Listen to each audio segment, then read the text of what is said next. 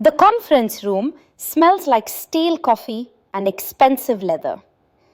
I sit across from Rachel Martinez, my college roommate turned divorce attorney, watching her review the evidence spread across the mahogany table. Bank statements, email printouts, surveillance photos, a small recording device that holds the truth of everything. Monica, Rachel says, looking up at me with those sharp brown eyes that made her so good at her job. When we go into that settlement hearing next week, Bruce's attorney is going to try to paint you as vindictive, maybe even unstable. You need to be prepared for that. I nod, my hand steady around the paper cup of water she'd given me 20 minutes ago. I haven't taken a sip. I'm ready. Good. She leans back in her chair. But first, I need you to tell me the whole story, from the beginning, for the record. So I do. I tell her about the dinner, about the Japanese, about the 18 months I'd spent becoming fluent in a language my husband didn't know I spoke, and about the night I heard him say things about me he thought I'd never understand. But let me start from the beginning. My name is Monica Adams, and 2 years ago, I thought I had a decent marriage. Not perfect. We weren't those couples who posted anniversary tributes on social media or held hands at dinner parties. But decent, functional, good enough. I was 35. Bruce was 40. We'd been married for 10 years, together for 12. We lived in a 3-bedroom townhouse in Mountain View, with a 2-car garage and a postage stamp backyard where nothing grew properly because of the shade from our neighbor's oak tree. Bruce worked as a senior VP at a tech company in the Bay Area, managing a team of over 200 people. I was a marketing manager at a mid-sized firm in Sunnyvale. My job wasn't glamorous, but I was good at it. I'd built campaigns that actually moved the needle, developed client relationships that lasted years. From the outside, we probably looked like we had it figured out. Good jobs, nice house, annual vacation to Hawaii or Mexico, the kind of comfortable California life that people move here hoping to achieve. But somewhere along the way, and I couldn't tell you exactly when, things had shifted. Maybe it was when Bruce got promoted to senior VP 3 years ago. Maybe it was gradual, so slow I didn't notice until I was already living in a different marriage than the one I thought I had. Bruce became busier, more important, at least according to him.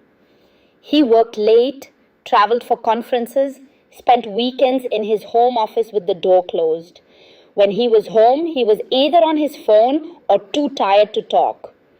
Our conversations became transactional exchanges about household logistics. Did you schedule the yard service? The HOA sent another notice about the paint color. I have dinner with the Hendersons on Saturday. You're coming, right? I told myself this was normal. This was what happened after a decade of marriage. The passion fades, the routine sets in, and you just make it work. Everyone said so. My mother had said so when I'd mentioned feeling disconnected. Marriage is work, honey. You can't expect fireworks forever. So I pushed down the lonely feeling that crept in during quiet evenings when Bruce locked himself in his office and I sat in the living room, scrolling through Netflix without watching anything, wondering when we'd stop being a couple and started being roommates who occasionally had obligatory sex. Our sex life had dwindled from 2 or 3 times a week to maybe once a month, and even that felt perfunctory. Bruce would roll over on a Sunday morning, kiss my shoulder, and I'd know what he wanted. 15 minutes later, it would be done. And he'd head to the shower while I stared at the ceiling, feeling emptier than before. But the thing that really hurt, the thing I didn't want to admit, even to myself, was how small he made me feel. 3 years ago, I'd mentioned wanting to take a photography class. I'd always loved taking pictures, had a decent eye for composition. I thought maybe I could develop it into something more. Bruce had laughed. Not cruelly, but dismissively, in that way that made me feel foolish for even asking.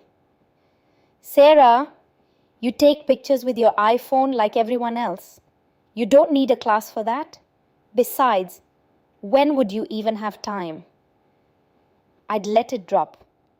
And after that, I learned to keep my interests quiet. It was easier than defending them, easier than seeing that look on his face that said, "Why are you trying to be more than you are?" Then, about 18 months before the dinner that changed everything, I stumbled onto something that gave me back a piece of myself I had forgotten existed. It was a Tuesday night around 11. Bruce was already asleep, snoring softly beside me, exhausted from another 12-hour day. I couldn't sleep. I lay there in the dark, scrolling mindlessly through my phone when an ad popped up for a language learning app. Learn Japanese in just 10 minutes a day. I almost scrolled past it. But something made me stop. Japanese. I'd taken it in college, a full minor in Japanese studies at UC Berkeley. I'd loved everything about it. The complexity of the writing system, the elegant grammar, the way it opened up an entirely different way of thinking about the world. I'd even spent 6 months as an exchange student in Tokyo during my senior year, living with a host family in Setagaya, riding the trains to Waseda University, eating convenience store onigiri for lunch. Those 6 months had been some of the best of my life. I'd felt adventurous, capable, independent. I dreamed about moving back to Japan after graduation, maybe working for a Japanese company, building a life that felt bigger than the one I'd grown up with in suburban Sacramento. Then I met Bruce in the spring of my senior year. He was getting his MBA at Stanford, visiting Berkeley for a friend's party. He was confident, ambitious, 7 years older than me. He pursued me relentlessly. Flowers, dinner at nice restaurants, weekend trips to Napa. He made me feel special, chosen. When I mentioned my Japan plans, he'd smiled and said, "That's a nice dream, Mon, but be practical. You need to build a career here first. Establish yourself. You can always visit Japan on vacation." His confidence had been seductive. He seemed to know how the world worked in a way I didn't. So I'd filed away my Japan dreams in the mental drawer labeled "Impractical Interests from Your Youth" and taken a marketing coordinator job in San Jose. We got married 2 years later. I hadn't thought about Japan in years. But that night, lying in bed while my husband slept, I downloaded the app, just out of curiosity, just to see if I remembered anything. I remembered more than I expected. The hiragana came back immediately, aiweo, like muscle memory, then the katakana. Within the first lesson, I was hooked. It felt like finding a part of myself I'd lost, a version of Monica who had wanted more, who had been brave enough to imagine a different life. Every evening after that, while Bruce worked late or watched his financial news channels, I would sit at the kitchen table with my earbuds in, working through lessons. I subscribed to Japanese Pod 101, started watching Japanese dramas with subtitles, then, gradually, without them. I didn't tell Bruce, not because I was hiding it exactly, but because I'd learned not to share things he would dismiss. The photography class had taught me that. This was mine, my secret world where I could be someone more than just Bruce's wife. And I was good at it, really good. Within 6 months, I'd progressed beyond the app and found a private tutor. Dr. Sarah Kim taught Japanese at Stanford's Continuing Studies program. I'd found her through a Google search for Japanese Tutor Bay Area and sent her an email on a whim. Dear Dr. Kim, my name is Monica Adams.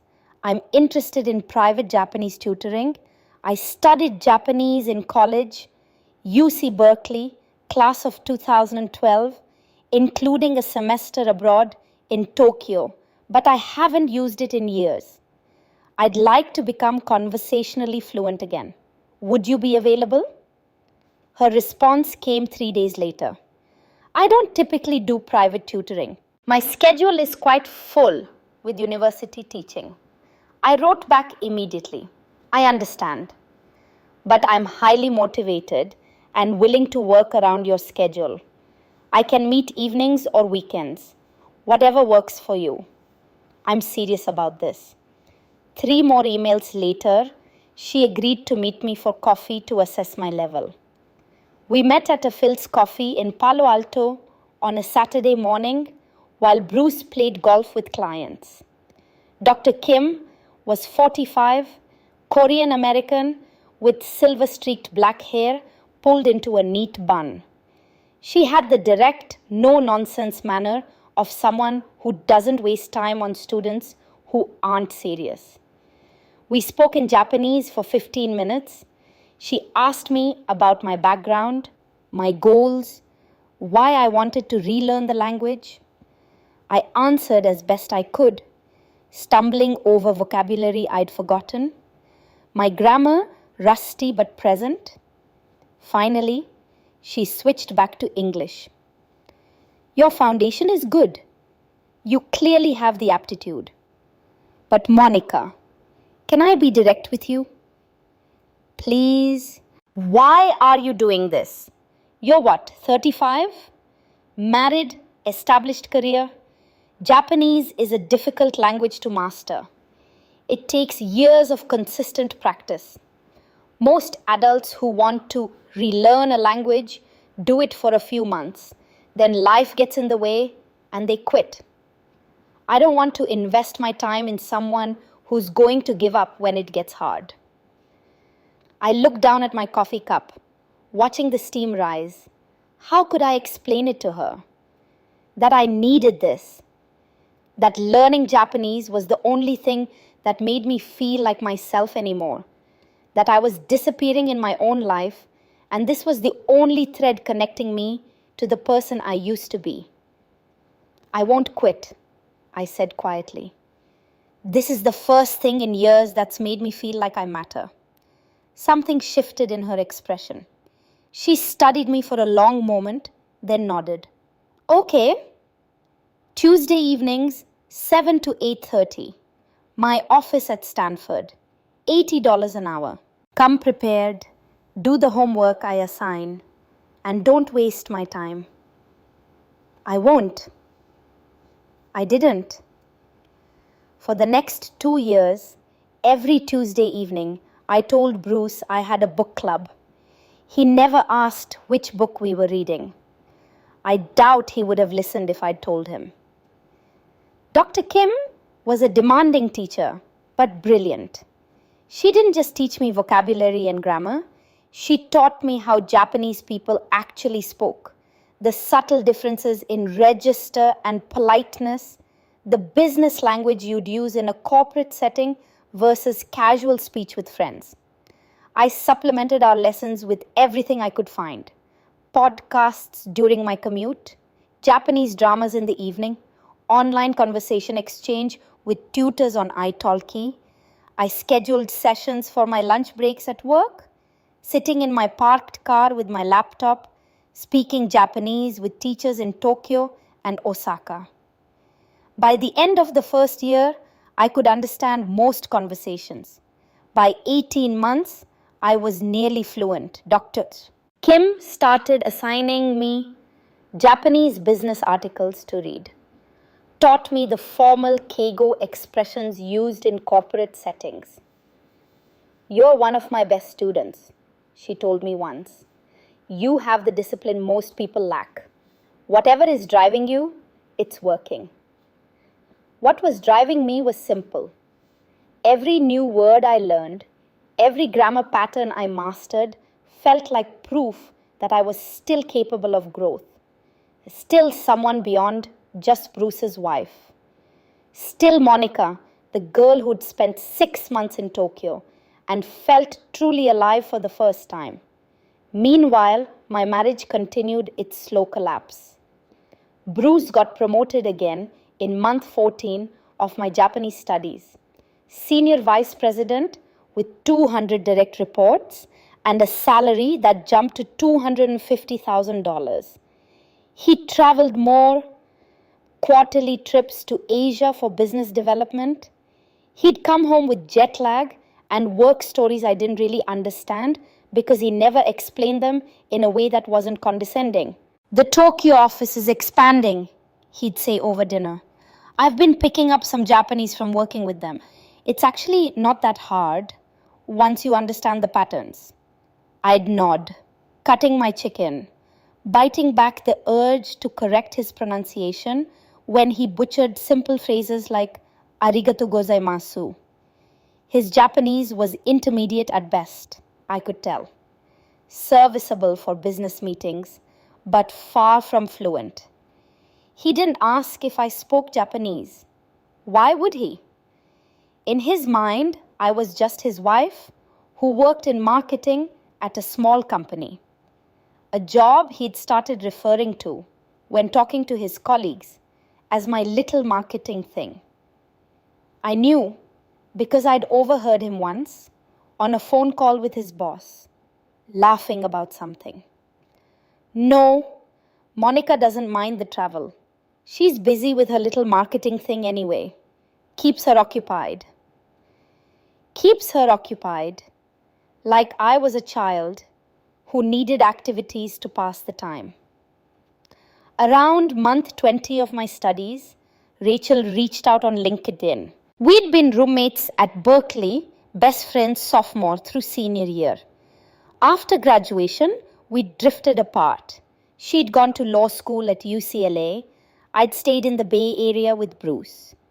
We'd exchanged Christmas cards for a few years, but that had faded too. Her message was simple. Hey, stranger, I'm back in the Bay Area. Just made partner at a family law firm in San Francisco. Would love to grab coffee and catch up. Been too long. We met at a coffee shop in Redwood City, halfway between our offices. Rachel looked exactly like I remembered. Curly dark hair, sharp eyes, that quick laugh. But there was a hardness to her now too, a knowingness.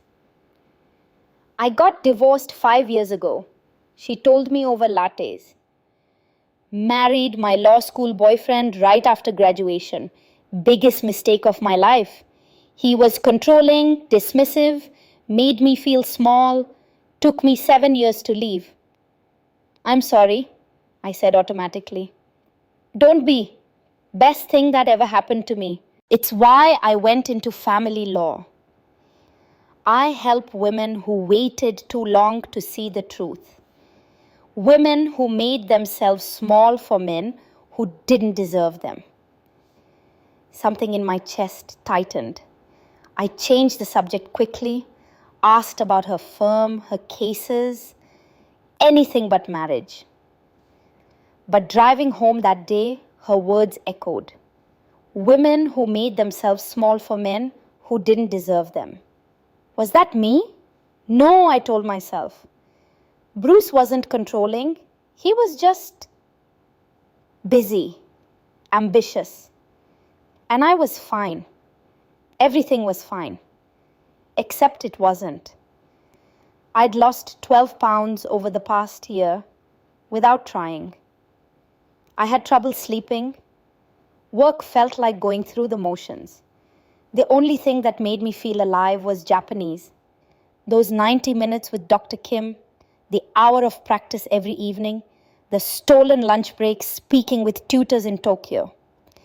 Japanese had become my lifeline. and I was terrified of what that said about my life. Then, on a late September evening, Bruce came home early for the first time in months. Actually early, 6:30 instead of his usual 8 or 9. And he was excited, energized in a way I hadn't seen in years. Monica! He walked into the kitchen where I was chopping vegetables for dinner, loosening his tie. Great news. I looked up. What's that? We're finalizing a huge partnership with a Japanese tech company, Tech Fusion Japan. This could be massive for us. We're talking potential $50 million deal. That's wonderful, honey. The CEO, Tanaka Hiroshi, is visiting California next week. I'm taking him to dinner at Hashiri in San Francisco, Thursday at 7. He opened the refrigerator, grabbed a beer. You'll need to come. I set down my knife. To a business dinner? Yeah. Tanaka specifically asked if I was married. Japanese business culture, they like to know you're stable, family-oriented, good optics. He twisted off the cap, took a long drink. You'll just need to look nice, smile, be charming. You know, the usual. Something about the way he said the usual rankled me, like being charming and quiet was my designated role, the only value I brought to his professional life. Sure, of course, I said evenly. When? Next Thursday, 7 p.m. Wear that navy dress, the one with the sleeves, conservative but elegant. He leaned against the counter, scrolling through his phone. Oh, and Monica? Yeah? Tanaka doesn't speak much English. I'll be doing most of the talking in Japanese. He said it casually, proudly. You'll probably be pretty bored, but just smile through it, okay? My heart skipped a beat. My hands, still holding the knife, went very still. You speak Japanese? I kept my voice neutral, curious. Picked it up working with the Tokyo office over the years. I'm pretty fluent now. There was unmistakable pride in his voice. It's one of the reasons they're considering me for the executive VP position. Not many executives here can negotiate in Japanese. He didn't ask if I spoke it. Didn't wonder if I might have any interest or knowledge. Why would he? In his mind, I was just the wife who would smile and look pretty while the important people talked. I turned back to the cutting board, my mind racing. That sounds wonderful, honey. I'll be there. After he left the room, I stood at the counter, knife in hand, staring at the half-chopped vegetables. An opportunity had just fallen into my lap. A chance to hear how Bruce really spoke when he thought I couldn't understand. How he presented himself. How he talked about our marriage, our life, about me. Part of me felt guilty even thinking this way. But a bigger part, the part that had spent 2 years secretly becoming fluent in Japanese, the part that felt increasingly invisible in my own marriage, needed to know. I needed to know who my husband really was when he thought no one was listening. I pulled out my phone and texted Docker. Kim, emergency session this week. I need to review business Japanese ASAP. Her response came 5 minutes later. Tomorrow, 7 p.m. Bring your A game. The week crawled by. I spent every spare moment reviewing formal business Japanese, practicing polite speech patterns, making sure I'd be able to follow a professional conversation flawlessly. Dr. Kim drilled me on vocabulary, on the subtle differences between casual and business speech, on how to keep my face neutral no matter what I heard. Why the sudden urgency? She asked during one session. I might have an opportunity to use it professionally, I said. It wasn't exactly a lie. Thursday arrived. I wore the navy dress as requested, paired it with modest heels and simple pearl earrings that had been my grandmother's. I looked at myself in the full-length mirror in our bedroom and saw exactly what Bruce wanted, a presentable wife who wouldn't embarrass him in front of important clients. The woman staring back at me looked polished and professional. She also looked like a stranger. Bruce appeared in the doorway, adjusting his cufflinks. "You look good. Perfect for tonight." Perfect. Not beautiful, not stunning. Perfect. Like I'd successfully completed an assignment. "Thanks," I said, grabbing my clutch. The drive to San Francisco took 45 minutes in Thursday evening traffic. Bruce spent most of it on the phone, talking to someone named Jennifer about Q4 projections. His voice had an ease to it, an engagement I hadn't heard when he spoke to me in months. I stared out the window at brake lights and tried to calm my racing heart. Hashiri was in the financial district, all clean lines and minimalist Japanese aesthetic. The kind of restaurant that required reservations months in advance unless you had corporate connections. Bruce had used the company account to secure a table. We arrived 15 minutes early. Bruce checked his appearance in his phone camera, straightened his already perfect tie. "Remember," he said as we walked toward the entrance, "just be pleasant. Don't try to participate in the business talk. If Tanaka addresses you in English, keep your answers brief. We need him focused on the partnership, not distracted by small talk." I nodded, swallowing the bitter taste in my mouth. Bruce opened the door for me, one of the few gentlemanly gestures he still maintained for appearances. Tanaka Hiroshi was already seated at a corner table when we arrived. He stood to greet us, a man in his mid-50s with silver-rimmed glasses and an impeccably tailored charcoal suit. Everything about him spoke of quiet authority and old money. "Adam's son," he said with a slight bow. "Thank you for hosting me this evening." Bruce returned the bow. "The pleasure is entirely ours, Tanaka-san. Please meet my wife, Monica." I bowed slightly, smiling politely, saying nothing. Tanaka's eyes met mine for just a moment, sharp, assessing, before he nodded and returned the greeting in English. "It is very nice to meet you, Mrs. Adams." We sat. Bruce held my chair out, another gesture for show. A server appeared immediately with menus and water, explaining the omakase options in accented English. The conversation began in English, surface-level pleasantries that felt rehearsed. Tanaka complimented Bruce's choice of restaurant. They discussed Tanaka's hotel in Union Square, the weather in California compared to Tokyo, whether this was Bruce's first time hosting Japanese partners. "We've worked with several Asian companies," Bruce said, "but this partnership with Tech Fusion would be our most significant. We are very excited about the possibilities." "As are we," Tanaka replied. His English was actually quite good, much better than Bruce had implied, just slightly accented, perfectly grammatical. Then, as the first course arrived, delicate hamachi crudo with microgreens and yuzu, they naturally transitioned into Japanese. I picked up my chopsticks, took a small bite, and listened. Bruce's fluency was genuinely impressive, I had to admit. He spoke smoothly, confidently, clearly comfortable in the language.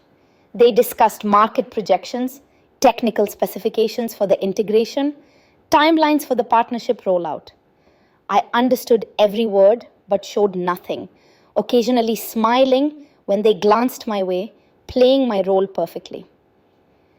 The second course arrived, grilled black cod with miso. The restaurant hummed with quiet conversations around us. I sipped my water, ate slowly and waited. Then Tanaka turned slightly toward me, saying something in Japanese I immediately caught. A polite inquiry about what I did for work. Bruce answered before I could even pretend not to understand. In Japanese, he said, "Oh, Monica works in marketing, but it's just a small company. Nothing serious, more like a hobby really, to keep her busy. She mainly takes care of our home." I kept my face neutral, but inside something twisted painfully. A hobby. I'd worked in marketing for 15 years, had managed campaigns that generated millions in revenue, built client relationships that lasted years.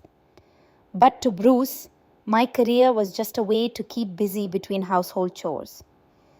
Tanaka made a polite sound, "So the suka," and didn't press further. But I caught something in his expression. Discomfort, maybe, or disapproval. The dinner continued.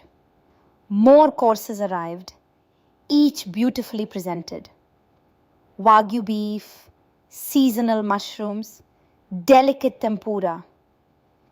I ate mechanically, barely tasting anything. My attention focused entirely on the conversation flowing in Japanese around me. Bruce was different when he spoke Japanese, more aggressive, more boastful. He exaggerated his role in various projects, took credit for team efforts, painted himself as more central to his company's success than he actually was. It wasn't egregious exactly, but it was noticeable. The Bruce speaking Japanese was an inflated version of the Bruce I knew. Then the conversation shifted in a way that made my blood run cold. Tanaka mentioned something about work-life balance, about the importance of family support in demanding careers. He spoke carefully, formally, the kind of respectful inquiry Japanese businessmen make to show interest without being intrusive. Bruce laughed. The sound made my stomach clench. In Japanese, his tone casual and dismissive, he said, "To be honest, my wife doesn't really understand the business world. She's content with her simple life. I handle all the important decisions, finances, career planning, investments. She's really just there for appearance." He paused to take a drink of sake, completely relaxed, completely confident I couldn't understand a word. It works perfectly for me because I don't have to deal with a wife who has big ambitions getting in my way. She keeps the house running, looks good at events like this, and doesn't demand too much attention. It's an ideal arrangement, really. I gripped my water glass so hard I thought it might shatter. Every word was a knife twisting deeper. Appearance, simple life, ideal arrangement. As if I were a hired employee rather than his wife. As if my only value was looking presentable and staying out of his way. Tanaka made a non-committal sound. I watched his face carefully. There was definitely discomfort there now, a tightness around his eyes. But he was too polite to challenge Bruce directly. Instead, he redirected slightly, asking about Bruce's long-term career goals. And that's when everything got so much worse. The executive VP position is essentially mine, Bruce continued in Japanese, his confidence absolute. The announcement should come in the next quarter. After that, I'm positioning myself for C-suite within 5 years. I've been very strategic about it, building the right relationships, delivering the right results. He leaned back slightly, warming to his subject. My wife doesn't know this yet, but I've been restructuring our finances, moving some assets around, setting up offshore accounts, smart financial planning, you understand? Accounts in the Cayman Islands, some investments in Singapore. If my career requires relocating or making major changes, I need the flexibility to move quickly without being tied down by joint accounts and having to get her signature on everything. My heart stopped. Offshore accounts, hidden assets, moving money without telling me. This wasn't just dismissiveness, this was financial betrayal. This was him systematically preparing to cut me out of our marital finances. Tanaka's discomfort was obvious now. He shifted in his seat, his response even more clipped. I see. But Bruce, emboldened by the sake and perhaps by Tanaka's continued politeness, wasn't done. Tanaka asked something about stress management, about how Bruce handled the pressure of his position. It was meant to be a throwaway question, the kind of small talk that fills gaps in conversation. Bruce's laugh was ugly. I have my outlets, he said in Japanese. There's someone at work, Jennifer Walsh. She's our CFO. We've been seeing each other for about 8 months now. The world tilted. I kept breathing, kept my face neutral, but inside I was screaming. My wife has no idea, obviously, Bruce continued, completely casual, as if discussing a golf game. Honestly, it's been great for me. Jennifer understands my world, my ambitions. She's going places too. We strategize together, talk about our futures. It's refreshing after coming home every night to someone who can't discuss anything more complex than what's for dinner or which Netflix show to watch. 8 months. While I'd been studying Japanese, practicing every night at the kitchen table, he'd been sleeping with his CFO. While I'd been making myself small and invisible to avoid his dismissiveness, he'd been building a whole other relationship with someone he considered his intellectual equal. I sat perfectly still. My face felt frozen in a pleasant smile. Inside, I was shattering into 1,000 pieces. But years of training in being quiet and agreeable and pleasant kept me in my chair, kept my hands from shaking visibly, kept the scream trapped in my throat. An affair, offshore accounts, plans to restructure finances without my knowledge, calling my career a hobby, reducing me to a decorative object who kept house and looked presentable at business dinners. 12 years of marriage, and this was how he saw me. This was what he said when he thought I couldn't understand. Tanaka was definitely uncomfortable now. I could see it in every line of his body, in the way he redirected the conversation firmly back to neutral business topics, technical specifications, implementation timelines, boring details that didn't require personal revelations.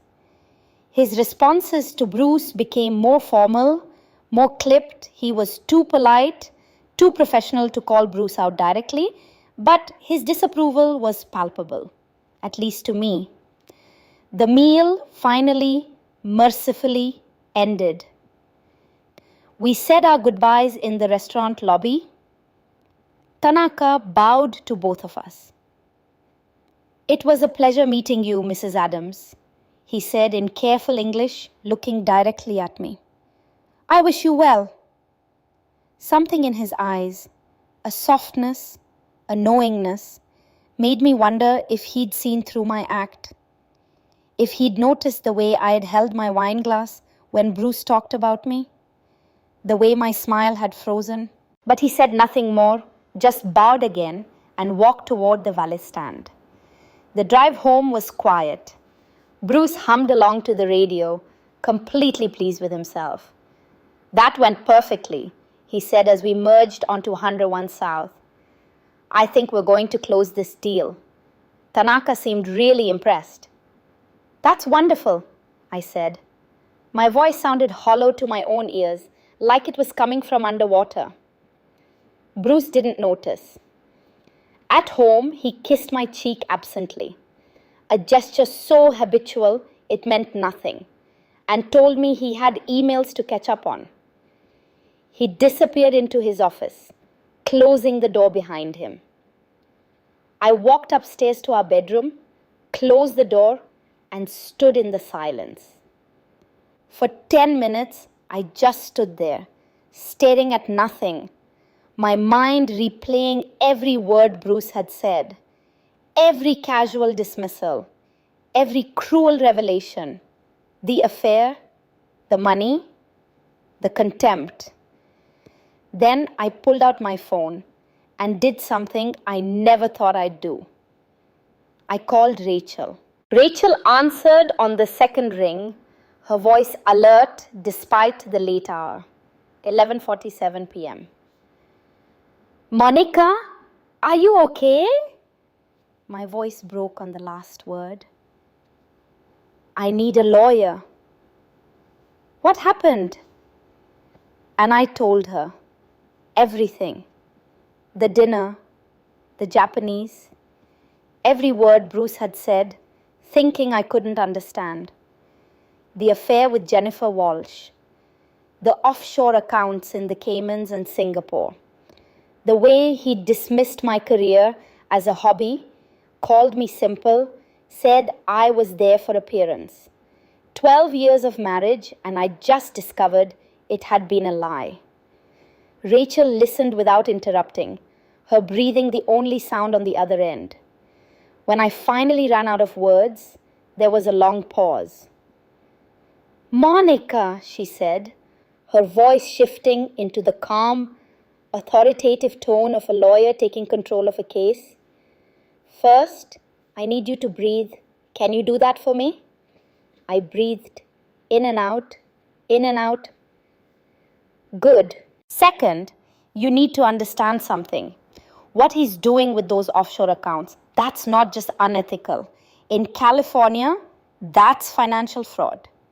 If he's hiding marital assets in anticipation of divorce or just to maintain sole control, that's a serious violation. We can use that. I don't have proof, I said. It was just a conversation I overheard. Did you record the dinner? I felt incredibly stupid. No, I didn't think. I was just trying to process what I was hearing. That's okay. It's actually good you didn't. California is a two-party consent state for recordings. But here's what we're going to do. Her voice became businesslike, strategic. Starting tomorrow, you're going to gather documentation. Bank statements, tax returns, any financial records you can access. Take photos with your phone, forward yourself emails, anything you can find. If he's moving money, there will be a paper trail somewhere. We'll find it. Rachel, I'm scared. I know, honey, but you're also smart and strong. And you just proved that by learning an entire language without him knowing. You can do this, and you won't be alone. I'm going to help you. After we hung up, I sat on the edge of the bed and let myself feel everything I'd been holding back at the restaurant. Rage, betrayal, grief for the marriage I thought I had, fear of what came next. But underneath it all, something else was growing, something cold and clear and determined. I wasn't going to be the decorative wife anymore. I wasn't going to be dismissed and diminished and cheated on while smiling pleasantly at business dinners. I was going to take back control of my life, even if it meant burning down everything I'd built to do it. The next morning, I called in sick to work. Bruce barely noticed, just grunted acknowledgement as he left for the office, already on his phone before he reached his car. The moment his car disappeared down the street, I started searching. Bruce kept files in his home office. Organized, meticulous, everything labeled and filed. He was compulsively neat about paperwork, a trait that was about to work in my favor. I found the file cabinet key in the back of his desk drawer, hidden under old business cards and expired warranties. For the next 4 hours, I photographed everything. Bank statements going back 3 years, tax returns, investment account statements, property deeds. I uploaded everything to a private cloud drive Rachel had set up for me the night before, using a password Bruce would never guess. Tokyo 2010, the year I'd been an exchange student. And there it was. 2 accounts I'd never seen before, both showing regular transfers. $5,000 here, $8,000 there, sometimes $12,000. Over the past 8 months, approximately $50,000 had been moved to a bank in the Cayman Islands. Another account in Singapore showed $75,000. Our joint savings account had decreased by exactly $125,000 over the same period. Money we'd saved together, that I'd contributed to from my hobby job, slowly drained without my knowledge. I felt sick, but I kept photographing. Rachel had told me to be thorough. I found emails too. Bruce printed important correspondence, another old-fashioned habit that was now damning him. Communications about investment properties I didn't know existed. Rental properties in Oakland and San Jose, all titled in his name only, not in our community property. And then I found the emails to Jennifer. He'd been careless, printing exchanges probably to reference financial figures or dates. But the content was devastating. Can't wait to see you Thursday. The Rosewood again? Last night was incredible. You make me feel alive in ways I forgot were possible. Once I've handled the Monica situation, we can stop sneaking around. I'm tired of hiding what we have. The Monica situation, that's what I'd become. A problem to be handled. I photographed every email, every bank statement, every document I could find.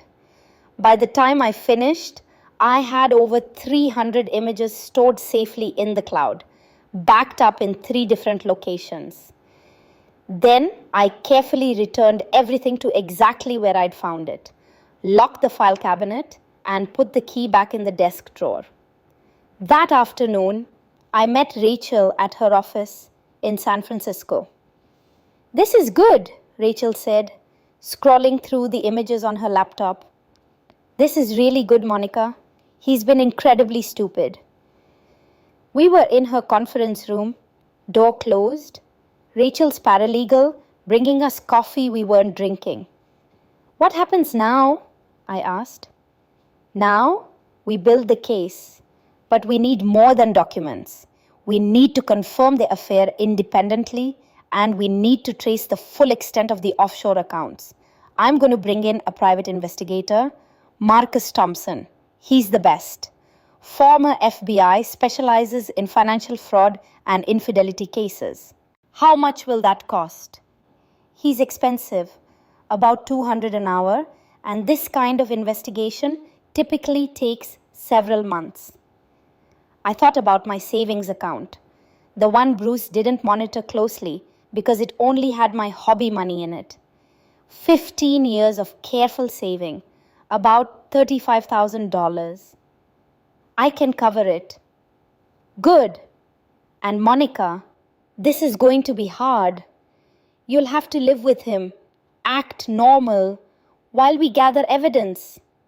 Can you do that? I thought about Bruce kissing my cheek absently last night.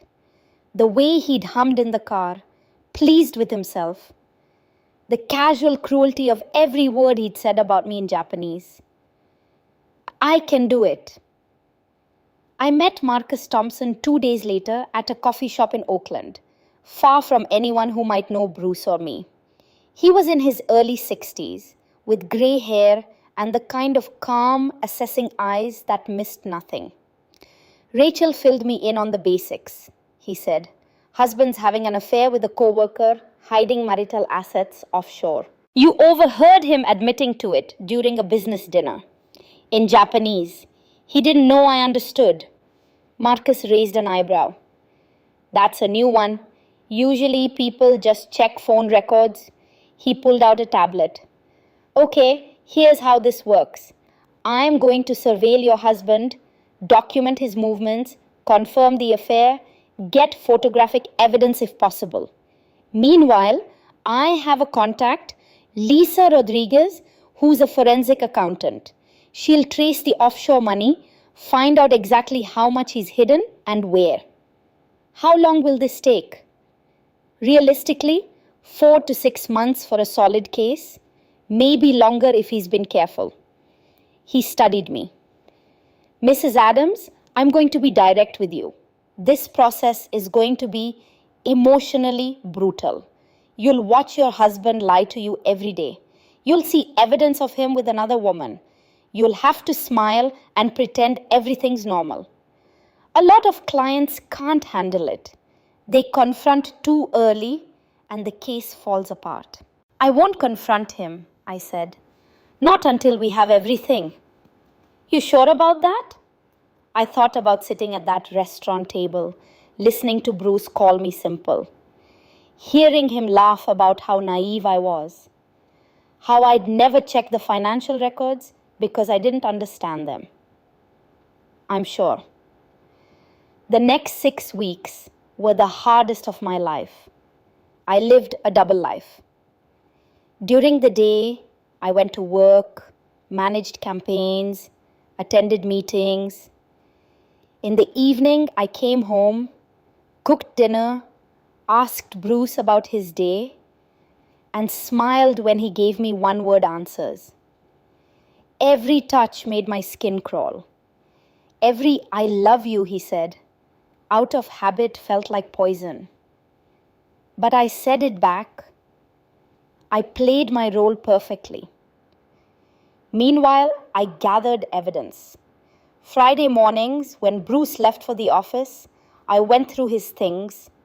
I photographed credit card statements showing charges at hotels I'd never stayed in. The Rosewood Sand Hill, the Four Seasons Palo Alto, jewelry, purchases from Tiffany that I'd never received, dinners at expensive restaurants. On nights, he told me he was working late. Marcus's surveillance confirmed what I already knew. Photos arrived via encrypted email. Bruce and Jennifer Walsh entering hotel rooms together. 4 separate occasions documented over 6 weeks.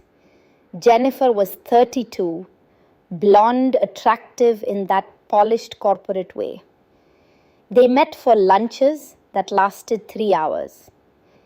Dinner dates in the South Bay at places Bruce had told me were client meetings.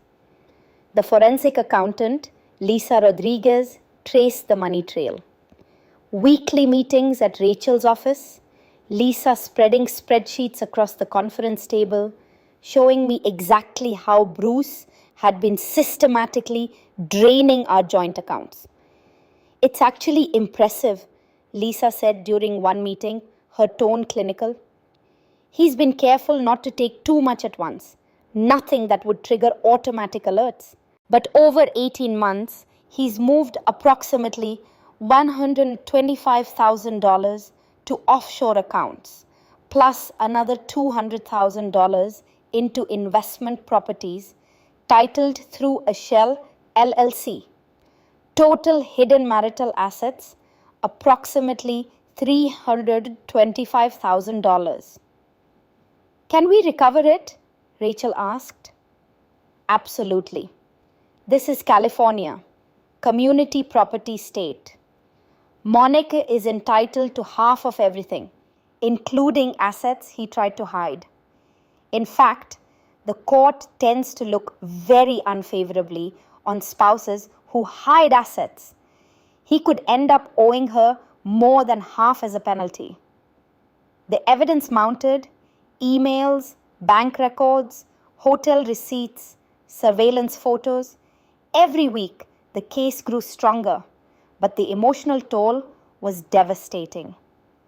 I lost weight, 12 pounds in 6 weeks. Couldn't sleep.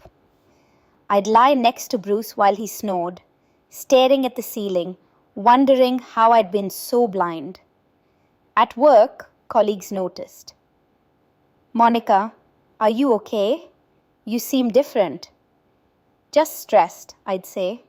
"You know how it is." My Japanese lessons with Dr. Kim became my only refuge. The 1 hour a week where I could focus on something other than the slow motion collapse of my marriage. "Monica," Dr. Kim said one evening, 4 weeks into the investigation, "you've been distracted lately. Is everything all right?" I felt tears prick my eyes. "I can't talk about it yet, but thank you for this, for giving me this gift." She looked at me with concern, but didn't press. "Whatever you're going through, you're stronger than you know." Then, in week 16, Marcus called with news that changed everything. "Monica, we need to meet. Now." His voice had an urgency I hadn't heard before. We met at the same coffee shop in Oakland. Marcus slid a folder across the table, his expression grim. "What is this?" I asked. "Open it." Inside were medical records. I didn't understand at first. Patient information, doctor's appointments, prescription records. Then I saw the name, Jennifer Walsh, and the notes from her OBGYN. 8 weeks pregnant, father listed as Bruce Adams. The coffee shop tilted. I stood up abruptly, walked outside, and vomited in the parking lot. Marcus followed, handing me a bottle of water he'd grabbed from inside. "I'm sorry," he said quietly. "I know this makes it worse." I couldn't speak, couldn't breathe. Bruce wasn't just having an affair. He was starting a whole new family.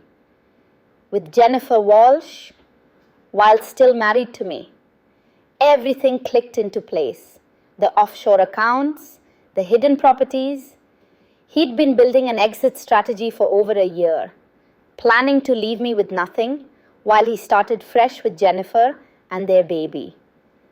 "How long has he known?" I finally managed to ask. According to the medical records, she told him 2 weeks ago. She's about 8 weeks along now, so conception was probably early September. Right before the dinner at Hashiri, right before he'd invited me to play the decorative wife while he discussed his plans with Tanaka. Marcus drove me back to Rachel's office. Emergency meeting. Rachel, Marcus, Lisa, and me around the conference table. "This changes the timeline," Rachel said. "Jennifer's pregnancy will start showing in a few weeks. Once it's obvious, Bruce might move faster, either to hide more assets or to file for divorce himself. We can't wait the full 6 months we planned." "What are you saying?" I asked. "I'm saying we need to strike now. We have enough evidence. The affair is documented. The offshore accounts are traced. The hidden properties are confirmed. If we wait, we risk him moving more money or disappearing assets we haven't found yet." Lisa nodded. "Agreed. He's been methodical so far, but the pregnancy adds pressure. Men in his position tend to make mistakes when they panic." "How long do we need?" I asked. Rachel looked at her calendar. 2 weeks. I need 2 weeks to finalize the financial discovery, prepare the filing, and coordinate with the company's HR department. "The company?" I looked up. "Monica, Bruce is having an affair with his CFO. That's a massive ethics violation, especially since they both hold executive positions. It's a conflict of interest, and he's been using company resources corporate credit cards for hotels, charging romantic dinners as business expenses. We can report this to his company simultaneously with filing for divorce. He'll lose his job. Rachel looked at me directly. Yes, he probably will. Is that okay with you? I thought about Bruce telling Tanaka that I was too simple to understand his world, that I was there for appearance, that the arrangement worked perfectly because I didn't demand too much attention. I thought about him planning to leave me penniless while he started a new life with Jennifer and their baby. It's more than okay, I said quietly. When do we start? The plan was simple, brutal, but simple. Rachel filed the divorce papers electronically on Thursday afternoon, December 14th. Friday morning at 9 o'clock a.m., an evidence package would be delivered to Linda Foster, the HR director at Bruce's company. At 9:30 a.m., a process server would hand Bruce the divorce papers in his office. I would be at Rachel's office, phone off, safely removed from the immediate fallout. Thursday night was our last dinner together, though Bruce didn't know it. He came home early, rare enough that I almost panicked, worried he'd somehow found out. But no, he was just in a good mood. Thought I'd cook tonight, he said, pulling ingredients from the refrigerator. Pasta okay? I almost laughed at the absurdity. Our last meal together, and he was making pasta, completely oblivious to what was coming. We ate at the kitchen table. Bruce talked about a project at work, some technical issue I didn't understand and didn't try to. I pushed pasta around my plate and counted down the hours. You're quiet tonight, he said. Everything okay? Just tired, I replied. He accepted this without question. He always did. That night, I barely slept. Bruce snored beside me, peaceful and content, while I stared at the ceiling and waited for dawn. Friday morning, I left for work at my usual time. Bruce kissed my cheek absently, already scrolling through his phone. Have a good day, he said. You too. I drove straight to Rachel's office in San Francisco, arriving at 7:30 a.m. Rachel was already there, looking sharp in a charcoal suit, ready for battle. How are you feeling? She asked, handing me coffee I couldn't drink. Terrified, but ready. We waited in her conference room. At 8:50 a.m., Rachel received confirmation. HR had the package. At 9:15, my phone, still on for now, started ringing. Bruce's name appeared on the screen. Don't answer, Rachel said. I turned it off. At 9:45, Rachel's phone rang. She answered, listened, then looked at me. It's done. Paper served. Bruce and Jennifer have both been placed on immediate administrative leave pending investigation. I nodded, unable to speak. Over the next hour, my phone accumulated voicemails. Rachel listened to each one, documenting them. The first was confused. Monica, what's happening? There are lawyers here, call me. The second, angry. What the fuck did you do? Call me right now. The third, desperate. Please, we need to talk about this. You're making a huge mistake.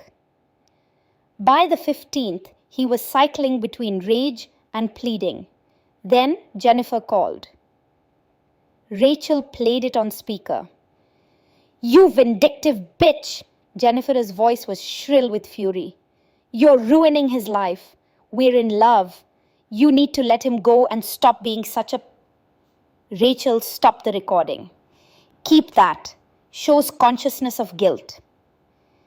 I needed to get my belongings from the house. Rachel insisted on a police escort. Officer Martinez, a woman in her 40s with kind eyes, agreed to accompany us Saturday afternoon. Bruce's car was in the driveway when we arrived. My hands shook as I unlocked the door. Officer Martinez entered first, Rachel behind her, me last. Bruce was on the couch and he looked destroyed. Unshaven, clothes rumpled, empty beer bottles on the coffee table. He stood when he saw me, swaying slightly. "Monica," his voice cracked. "Please, we need to talk. We have nothing to discuss." I moved toward the stairs. "The company put me on leave. I could lose everything." He took a step toward me. Officer Martinez shifted, positioning herself between us. "That's not my problem anymore," I said. "Why are you doing this?" The desperation in his voice was almost pathetic. I stopped on the stairs, turned to face him. "Do you remember the dinner with Tanaka?" He looked confused. "What?" "October 27th, Hashiri restaurant. You spoke Japanese." Recognition dawned slowly in his eyes, followed by horror. "You talked about me," I continued, my voice steady now. "About our marriage, about Jennifer, about the offshore accounts. You don't speak Japanese." But his face was white. He knew. I switched to perfect, fluent Japanese. "See, hari honnan gyu ga ryuchou ni hanasemasu. Anata ga watashi ni tsuite yutta koto zenbu kikimashita. I speak Japanese fluently. I heard everything you said about me." Bruce sank back onto the couch as if his legs had given out. "How long?" he whispered. 3 years. I'm actually fluent. You're intermediate at best." I paused. That night, I understood every word, every insult, every lie, every plan you made to leave me with nothing. "We can fix this," he said desperately. "Counseling.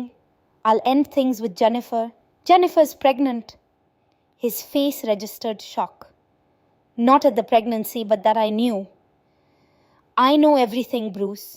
The offshore accounts, the hidden properties, the affair that's been going on for 8 months. I have documentation of all of it." "You're my wife," he said, as if that meant something. "No, I was your convenient decoration, your simple wife who was there for appearance, who kept house and looked pretty at business dinners, your hobby wife who couldn't understand anything more complex than what's for dinner.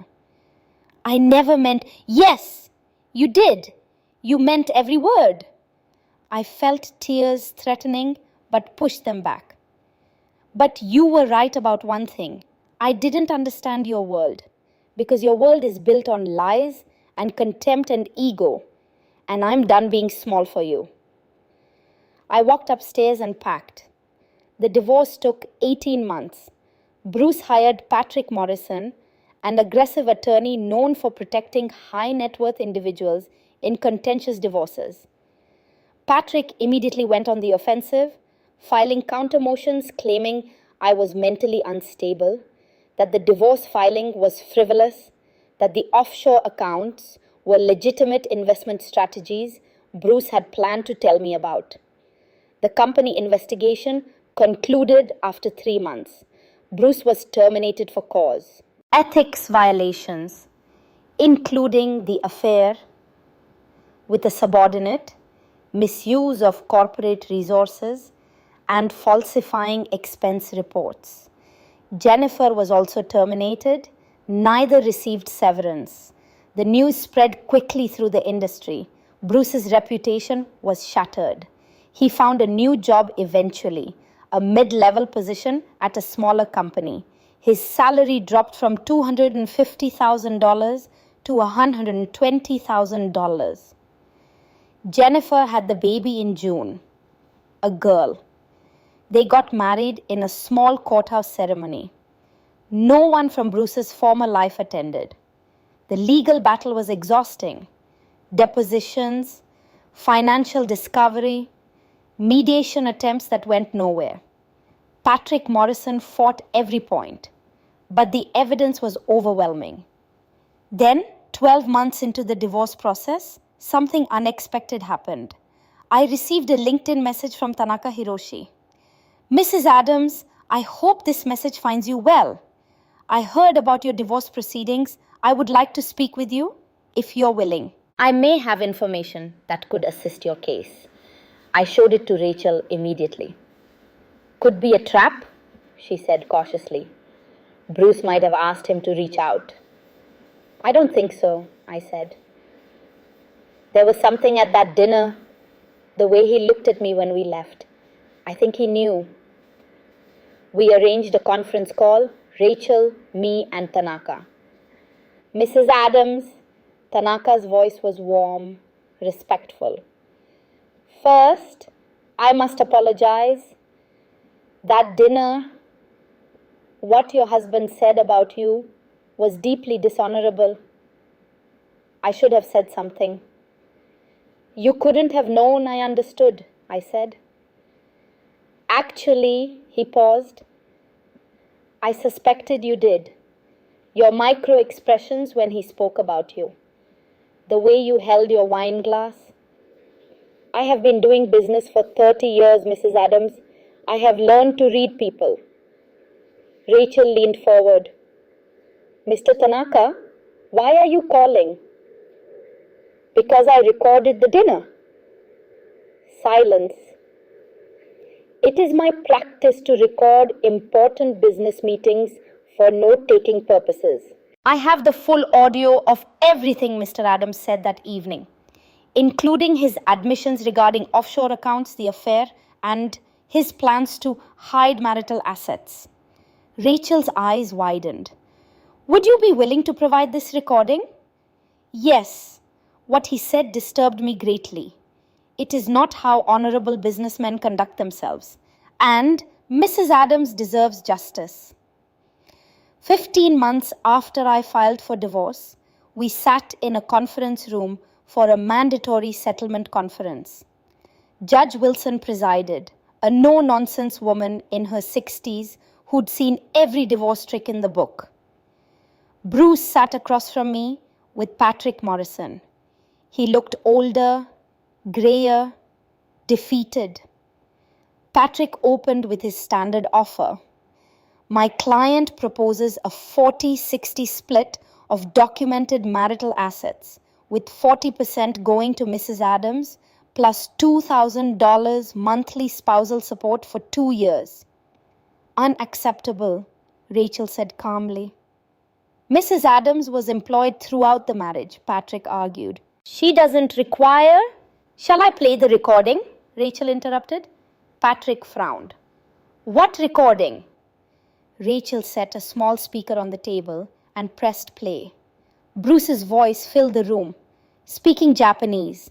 The English subtitles scrolled across Rachel's tablet screen. She's really just there for appearance. I've been moving assets around, setting up offshore accounts. My wife has no idea. Bruce's face went white as his own words played back. Jennifer Walsh's name. The Cayman Islands accounts. Everything. Patrick requested a private conference with Bruce. They stepped into the hallway. 20 minutes later, they returned. Patrick looked like he'd aged 10 years. We accept community property division, 50-50 of all assets, including those in offshore accounts and previously undisclosed properties. $3,500 monthly spousal support for 36 months. Full financial disclosure within 48 hours. Rachel glanced at me. I nodded. Agreed, Rachel said. Judge Wilson looked at Bruce over her reading glasses. Mr. Adams, you're fortunate this didn't result in criminal prosecution. Mrs. Adams, I wish you well. Bruce tried one last time as we signed the papers. Monica, I'm sorry. I looked at him, really looked at him, and felt nothing but pity. No, you're not. You're sorry you got caught. I signed my name. But I'm not sorry this happened because it freed me. I walked out without looking back. The settlement gave me $162,000 plus ongoing support. I found a bright, modern apartment in Palo Alto with floor-to-ceiling windows and space that was entirely mine. A week after the divorce finalized, Tanaka emailed me. Tech Fusion was opening a US office in San Francisco. They needed a director of cross-cultural marketing, someone who understood both American business and Japanese culture, someone who spoke fluent Japanese. The interview was conducted entirely in Japanese. I discussed market analysis, cultural bridge building, strategic positioning. Tanaka's team was impressed. They offered me the position the same day, $180,000 base salary plus equity. I accepted. That was 3 years ago. I'm now VP of International Marketing, making $240,000 a year. I've traveled to Tokyo 8 times, built a team I'm proud of, became someone I respect. I still study Japanese, but now for pleasure. I teach weekend classes to beginners. Find something that makes you feel alive, I tell my students. I dated someone seriously for 18 months, Daniel, an architect. It ended amicably. We wanted different things. I'm single now and I'm content. Complete on my own. I started learning Mandarin, took up photography, finally, traveled solo through Japan, South Korea, Vietnam. I'm collecting experiences, not just years. Through the grapevine, I heard Bruce and Jennifer are struggling. The baby is 2 now. They live in a modest rental in San Jose. Jennifer had to return to work. Bruce's career never recovered. I don't think about him much anymore. Sometimes I remember that dinner at Hashiri, the worst and best night of my life. Worst because I heard truths that shattered everything I believed. Best because it finally pushed me to act. I learned that making yourself small for someone else is the slowest form of disappearing. I stopped disappearing. And I started living.